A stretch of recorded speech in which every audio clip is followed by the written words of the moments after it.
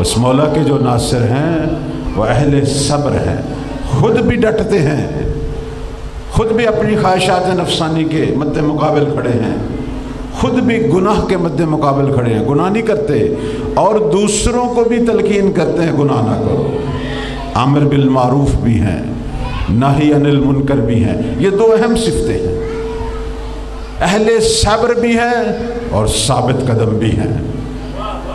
صبر اور ثبات قدمی یہ دو اہم صفتیں ہیں جو امام زمانہ کے ناصروں میں ہیں، اور اس آیہ مجیدہ نے ہمیں پہلے یہی کہا کہ صبر کرو اور دوسروں کو بھی صبر کی تلقین کرو، اور یہ ہمارا اہم فریضہ ہے۔ مولا کے جو ناصر ہیں ان کی یہ صفات ہیں جو قرآن بیان کر رہا ہے۔ میں نے کل بھی عرض کیا، مولا کے ناصر کی تین اہم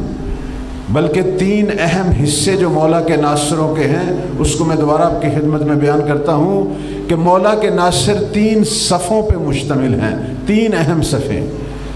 آج بھی ہمارے بہت سارے بچے یہ پوچھتے ہیں کہ امام کے ناصر کیسے ہوں گے، کون ہوں گے؟ سب سے پہلا جو گروہ یا صف جو مولا کے ناصروں کی ہے، اس کے بارے میں احادیث کہتی ہیں وہ ملائکہ ہوں گے۔ بہت توجہ چاہوں گا، چونکہ یہ ہمارے بچوں جوانوں کا سوال ہے، کیسے مہدی نے پوری دنیا پہ قبضہ کرنا ہے؟ یہ زمین انسانوں سے بھری ہوئی، شیطانوں سے بھری ہوئی، سپر پاور سے بھری ہوئی یہ زمین ہے جس میں بڑے بڑے ممالک، ایٹمی پاورز، کیسے یہ مٹھی بھر جماعت پوری دنیا پر قبضہ کرے گی؟ یہ سوال ہے اور حق ہے سوال کا۔ تو میں آج مولا کے لشکروں کی تفسیر بیان کرتا ہوں۔ سب سے پہلا جو لشکر ہے وہ فرشتوں کا ہے۔ کون سے فرشتے؟ سورہ آل عمران کی آیت نمبر 124 میں اللہ نے جنگ بدر کے وقت اپنے پیغمبر کو کیا کہا تھا کہ یمددکم ربکم بخمسۃ آلاف من الملائکۃ مسومین۔ اے نبی، تو تنہا نہیں ہے، تیرے ساتھ یہ 313 یہ جوان، یہ اصحاب جو ساز و سما کے بغیر اور مد مقابل کفار، ان کے ہتھیاروں سے نہ گھبرا، ڈرنے کی ضرورت نہیں ہے۔